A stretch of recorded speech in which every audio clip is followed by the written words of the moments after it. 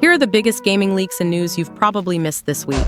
Alright, so the Nintendo Switch 2 Direct event last week was a total firestorm. Why? Because Nintendo announced a $449 price tag for the console, which immediately had fans losing their shit and demanding a price drop. And it didn't help that the flagship launch game, Mario Kart World, is priced at $80. But yet you're gonna raise the price to $80! For comparison, the other big launch exclusive, Donkey Kong Bonanza, is going for a slightly less painful $70. Now, here's where it gets interesting. While the backlash over the price is loud as hell, it's not stopping pre-orders. Not even close. Sure, US pre-orders are delayed indefinitely thanks to President Trump's tariffs. Those things are like a wrench jammed straight into Nintendo's plans, and they've openly admitted as much. But other regions? They're selling out faster than concert tickets. Over in the UK, retailers like Argos, Very, Currys, Game, and Amazon all opened pre-orders, and they sold out within minutes. And it's the same story in Japan. The hype is so real that Nintendo had to issue a public apology because the My Nintendo store kept crashing for days from the insane demand. So, while everyone's bitching about the price, it's clearly not enough to stop the die-hard fans from snapping up every console they can get their hands on. And honestly, if the UK and Japan are anything to go by, the US is going to follow the same trend once pre-orders finally go live. Now, the reason US pre-orders are delayed is straight up because of the tariffs, 34% on goods from China and 46% from Vietnam. That's brutal, and Nintendo's not eating those costs. They're definitely being cautious about how much of that is going to be passed on to us. They already told Tom's Guide they've got nothing new to share, but the writing's on the wall. If they do decide to hike the price even further because of tariffs, the backlash is going to be ugly. Here's the thing though, as much as people are complaining, they're still buying. And let's be real, when US pre-orders finally go live, they'll probably sell out just as fast as they did everywhere else. Yeah, $449 is a big jump from the original Switch's $299 launch price, but it's still technically cheaper than the PS5 and Xbox Series X, which launched at $499 back in November 2020. And those consoles have been on sale for cheaper since, but they're also not the shiny new toy everyone's hyped about right now. Alright, so here's the big news. Sony is officially pushing forward with a live-action Horizon Zero Dawn movie, now under the control of Columbia Pictures. This all came out during a press conference at CES, where they also announced a Helldivers 2 movie and a Ghost of Tsushima anime adaptation. But the Horizon adaptation, that's the one everyone's got their eyes on. Originally, this was supposed to be a Netflix series, but that plan fell apart after showrunner Steve Blackman got booted over allegations of creating a toxic workplace. Now, it's in Columbia Pictures' hands, and honestly, that's probably a good thing. Horizon's story is better suited for a blockbuster film rather than a dragged-out series, especially since the game's narratives are structured around exploration and free roaming, more than tightly packed storytelling. Now let's talk casting. Here's the thing. Anyone who's played Horizon Zero Dawn or Horizon Forbidden West knows how iconic Aloy is. That long red hair, the Nora tribal clothing, the calm yet fierce personality, that's what made her a PlayStation legend. And she's brought to life by Ashley Birch, who delivers not only the voice but the full motion capture performance. It just makes sense, right? Ashley Birch already knows the character inside and out, but for some reason, Hollywood has this habit of not using the original actors when adapting games into live action. And it's not just a Horizon problem. Roger Clark, the actor behind Arthur Morgan in Red Dead Redemption 2, said he wouldn't even want to see a Red Dead adaptation unless he got to play Arthur himself. And he's right. These actors build these characters from the ground up. Why throw that away? Now, in the case of Ashley Birch, she's already got solid experience outside of gaming. She's been in Mythic Quest on Apple TV, which she's also a staff writer and co-producer on. So it's not like she'd be stumbling into live action with zero experience experience. She knows how to deliver a character, and she's done it through voice, motion capture, and even her own face acting. Sure, some people will argue about the physical differences. Birch doesn't have Aloy's red hair or exact facial features. But come on, it's a post-apocalyptic world with giant robot dinosaurs. Accuracy can be adjusted with a little CGI or prosthetics if Columbia Pictures really wants to go there. The bigger point is this: if you want to capture the real spirit of Aloy, the person who's been bringing her to life for years should be the one playing her. Alright, so here's something cool. French studio Sandfall Interactive is working on a turn-based RPG called Clair Obscur Expedition 33, and they're drawing some heavy inspiration from Studio Ghibli's legendary art and music. And I'm talking serious inspiration. Movies like Spirited Away, Howl's Moving Castle, and My Neighbor Totoro are all part of the blueprint here. In a recent interview with Giant Bomb, creative director Guillaume Broche straight up said they've probably watched Studio Ghibli movies 25 times. But it's not just the visuals they're chasing. Composer Lorien Testard is channeling the vibe of Joe Hisaishi's iconic scores from Princess Mononoke, My Neighbor Totoro, and Kiki's Delivery Service to craft something special for this game. Broche mentioned how they want to capture that same sense of adventure and wonder that makes Studio Ghibli films feel so magical. Think about the feeling you get watching Chihiro exploring the spirit world in Spirited Away, or Sophie floating through the sky on Howl's Moving Castle. That's the energy they're chasing. But here's the interesting part. It's not just a straight-up Ghibli homage. Broche admits there's a creative clash going on within the studio. The director isn't big on Japanese culture, so every time they discuss the game's vision, his more Western influences clash with Broche's love for Eastern art and storytelling. But instead of a mess, it creates this unique blend that might just give Clair Obscur Expedition 33 its own flavor. And they're not just inspired by the visuals and music. Earlier this month, Francois Meurice, Sandfall Interactive's co-founder and producer, mentioned how the gameplay draws from classics like Final Fantasy and Sekiro. So you're getting a combination of turn-based RPG mechanics with a combat style that's probably going to feel familiar but fresh at the same time. If Sandfall can nail this balance of Ghibli-inspired aesthetics and refined gameplay, they might be onto something big. And if you're a fan of Studio Ghibli's art style or those classic RPG mechanics, Clair Obscur Expedition 33 is definitely one to keep an eye on. I have long observed the lands between.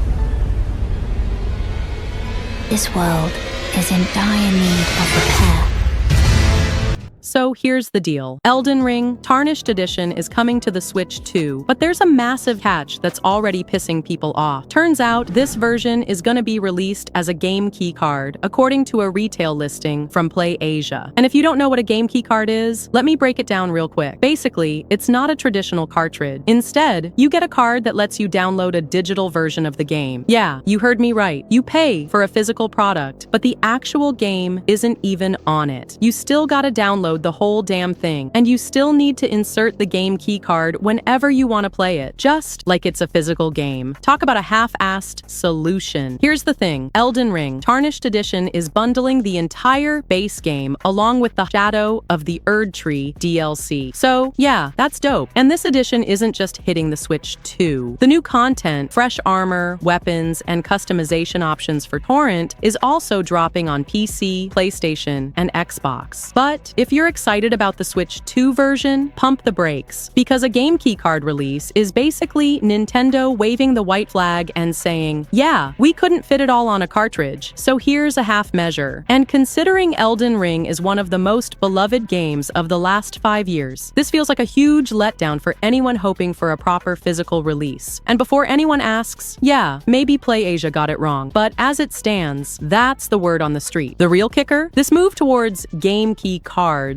feels like yet another push toward an all-digital future. And while Nintendo's trying to soften the blow by improving digital game ownership, like letting you share your games with friends similar to how you'd share physical cartridges, it's not a full fix. At the end of the day, a lot of gamers still want to own what they pay for. Oh, and by the way, Elden Ring Tarnished Edition doesn't even have a solid release date for Switch 2 yet. All we know is it's aiming for a vague 2025 launch. And it's not even part of the Switch 2's initial launch lineup. Whenever it does drop, at least we know the new content will hit the other platforms at the same time. So yeah, big news for Elden Ring fans, but also a big-ass disappointment if you were hoping for a true physical release on Switch 2. Nintendo's half-measure approach with game keycards isn't gonna sit well with everyone, and this whole digital transition, it's only gonna keep pissing people off. Alright, so here's a little update about Insomniac's Wolverine for PS5. This game was first announced way back in September 2021 with that slick CG trailer, but since then, pretty much radio silence. And aside from that early hack, where a bunch of super early gameplay footage leaked, we've barely heard a peep. People are starting to wonder what the hell's going on. Like, is it canceled? Did Insomniac just quietly ditch the project because they've been completely silent? But here's where it gets interesting. Someone on Twitter called them out, saying, "Nothing for PS5, no news about Wolverine, ignoring everyone, such a great team." And Insomniac actually responded. They said, "We're actively working on Marvel's Wolverine for PS5. We'll share news about the game when we are ready to share it. That will always be our answer. We can't act on everything requested when things take time, resources, and the green light to share them." So yeah, nothing groundbreaking, but at least they're acknowledging they're still working on it. And it sounds like they're waiting on Sony's green light to talk about the game. Not super shocking, but it's nice to get confirmation that they haven't just tossed Wolverine aside. Now, here's something else worth mentioning. Reports are floating around that Sony has apparently severed ties with Sweet Baby Inc., which has been a big deal for some of their studios, especially Insomniac games, with projects like Marvel's Spider-Man 2. If that's true, it could explain why there was a sudden leadership change for the Wolverine game. They swapped out the director out of nowhere, and that kind of shakeup usually leaves a trail. It might even be why we haven't seen anything since the initial reveal. To be real, I'm still betting we'll see some Wolverine footage this year. Sony's been rumored to be debating whether they want to hold a proper PlayStation showcase, and if they want to make it worth watching, a solid Wolverine reveal would be a killer move. Oh, no, hold on a minute.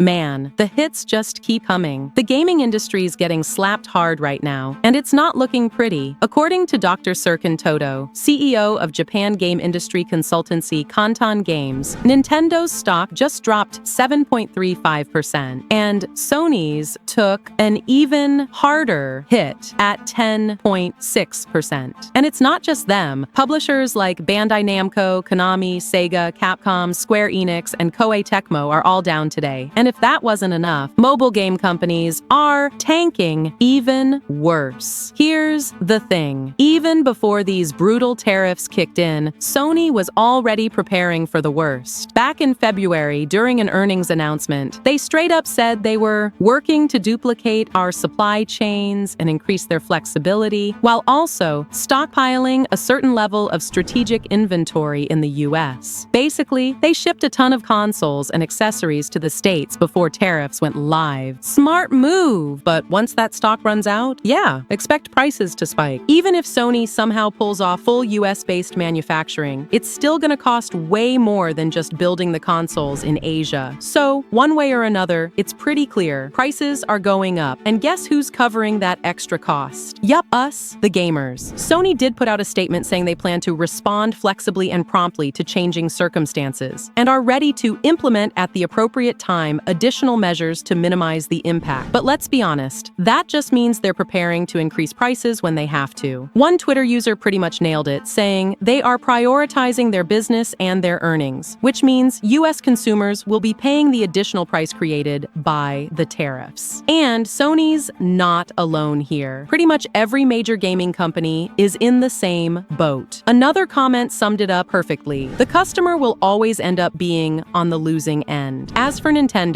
they didn't get hit quite as hard. That's probably because Japan already accounts for 24% of Switch sales, and that trend's expected to continue, especially with the Switch 2 and its cheaper Japan-only model. But that doesn't do a damn thing for everyone in the US who's about to pay almost 50% more for a Switch 2 compared to the original. The price increase almost perfectly matches the tariffs slapped on Vietnam and Cambodia, where the console's made. Alright, so here's the deal. There's an expansion coming for Assassin's Creed Shadows, and the whole situation's already turning into a mess. Ubisoft announced this expansion as part of a pre-order deal. Basically, if you pre-ordered the game, you'd get this DLC for free. It's supposed to add around 10 hours of new content, new weapons, all that good stuff. But there's already drama, and honestly, it's not that surprising. Here's the kicker. Data miners have been digging around in the files, and what they're finding is raising a lot of eyebrows.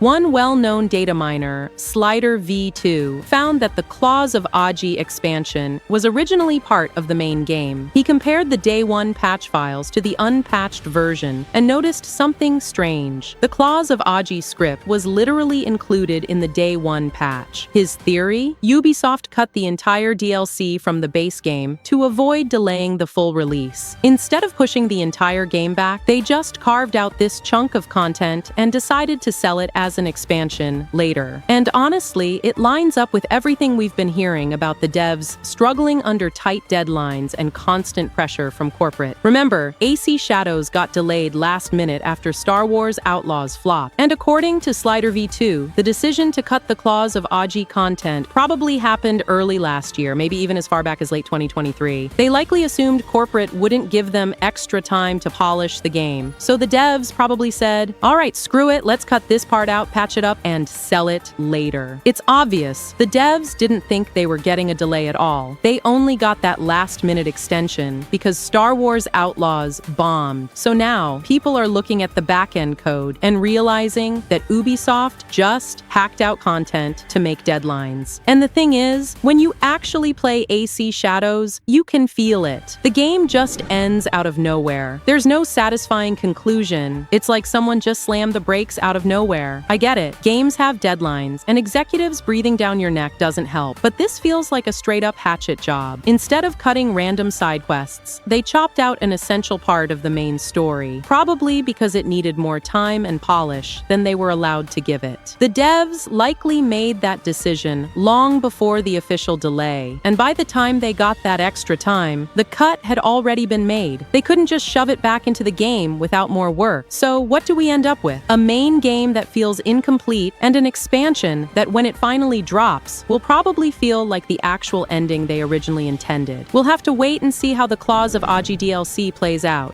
If you want to be ahead of all the gaming leaks and news, specifically PlayStation news, time for you to subscribe. And as always, a like on the video is very much appreciated.